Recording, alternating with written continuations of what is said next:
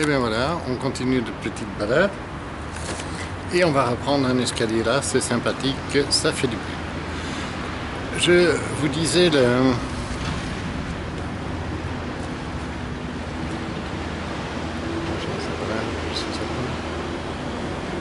Ah oui. Alors le constat souvent, c'est que les mots ont une importance extraordinaire dans leur portée et dans ce qu'ils impliquent pour les gens. Et donc on est à certains moments en train de porter le poids de diagnostic.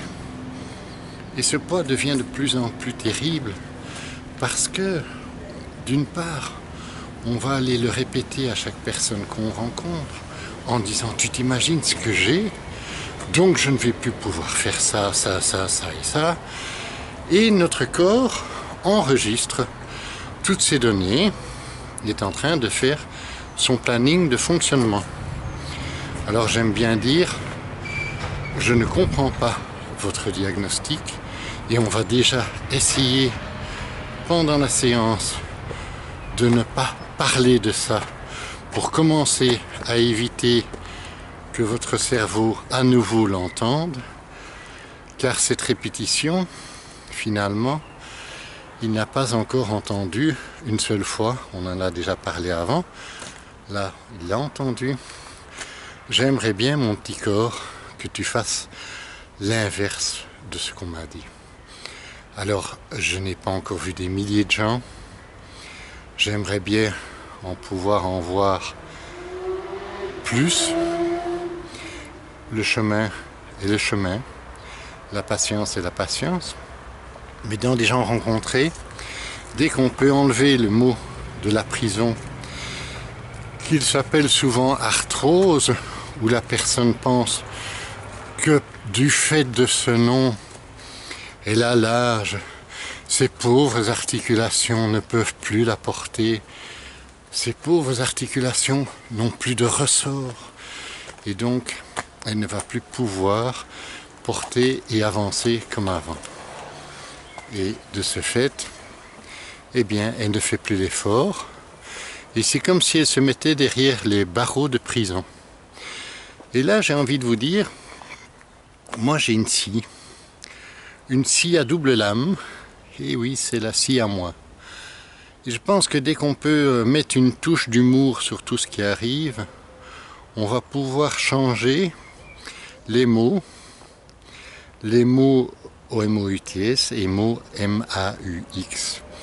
Et dans plein de choses, si on décompose ces mots, on va aussi avoir des résultats assez étonnants de ce qu'ils représentent ou ne représentent pas. C'est vrai qu'un très connu, c'est la migraine, demi-face qui fait mal, mais est-ce une nécessité de l'avoir? Est-ce une obligation? Tout ça, c'est à nous d'en décider. Alors, là encore, je vais donner un exemple, un ou deux. J'ai eu le plaisir de rencontrer une jeune fille qui avait des migraines sérieuses depuis l'âge de 4 ans. Elle devait en avoir 23 quand je l'ai rencontrée. Et ma question, ça a été directement, ou du moins le questionnement dans mon cerveau, ça a été de dire, mais qu'est-ce qui fait que cette gamine a besoin de se mettre une migraine dans la tête? Il doit y avoir certainement une raison légitime, et je ne suis pas en désaccord avec ça, mais est-ce bien nécessaire de s'en faire souffrir le corps?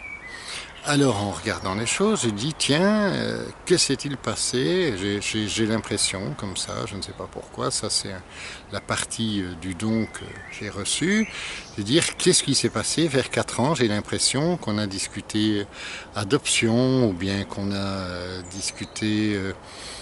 Il y a un enfant qui est venu à l'école qui était d'origine étrangère ou des choses comme ça, ou qu'il y a des petits cousins qui ont parlé ou qui t'ont dit tiens toi tu es adopté, et pour essayer de prouver que tu étais bien la fille de ta mère, tu as regardé ce que ta maman avait comme chose, comme comment dire, qui déplaisait ou qui était embêtant. Et ta maman faisait des migraines et donc tu t'es dit, ben moi je vais me faire des migraines. Et on revient à cette fameuse mémoire de nos possibilités qu'on a, de notre paquet de douleurs qui est enregistré dans une mémoire du cerveau. Et donc tu as su déclencher la migraine dans ton cerveau. J'ai dit, si maintenant on change le nom simplement de cet événement, on va le supprimer et le remplacer par un qualificatif autre, eh bien, le cerveau va être perdu parce qu'il ne saura plus enclencher la migraine. Vous savez comme moi, un nombre de filles à qui on a dit « Ah, ben tu vas voir tes règles, pendant tes règles, tu vas avoir mal de tête. » Et c'est comme s'il y avait un automatisme créé dans le cerveau de dire « Attention, je vais avoir mes règles, donc je dois avoir mal de tête, donc je dois avoir mal au ventre, donc je dois avoir ceci, donc je dois avoir cela. » Et en fait, dès qu'on peut aller vers des systèmes différents, la personne se ressent tout à fait autre. Et ça, c'est assez merveilleux. Et donc voilà, je vais reprendre mon ascension que j'avais interrompue pour laisser passer du monde. Je reprends mon petit sac et on y va. Et voilà. Donc j'ai envie de vous parler aussi, de dire, quand on peut démonter ces barreaux de prison, on retrouve de l'air et si on parvient à supprimer les mots des diagnostics, on peut aussi redonner des nouvelles informations à son corps et lui demander.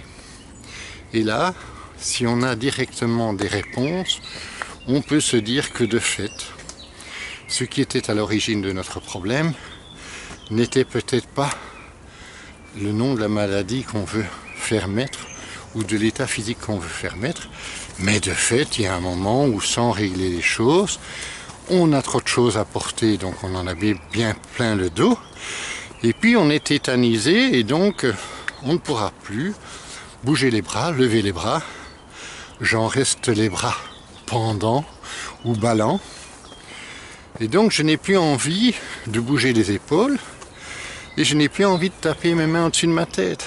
Or, des gens qui me disent « Monsieur, je ne peux plus le faire », parfois 3 minutes après, tapent leurs mains au-dessus de leur tête, ils ne sentent plus aucune douleur dans les épaules, ou aucune douleur en levant une jambe, en mettant un genou à 90 degrés, alors que avant ils disaient « Non, c'est impossible, je n'ai plus la force de le faire, je ne suis plus capable de le faire. » Donc je pense que simplement, on a enlevé une prison, et que pour moi c'est quand même pénible de dire mais vous avez ceci et je vous enferme dans la prison.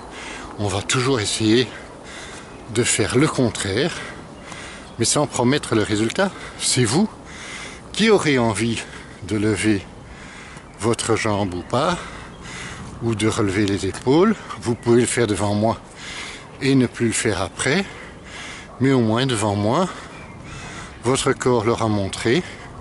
Libre à vous de recevoir le cadeau et de continuer de le faire.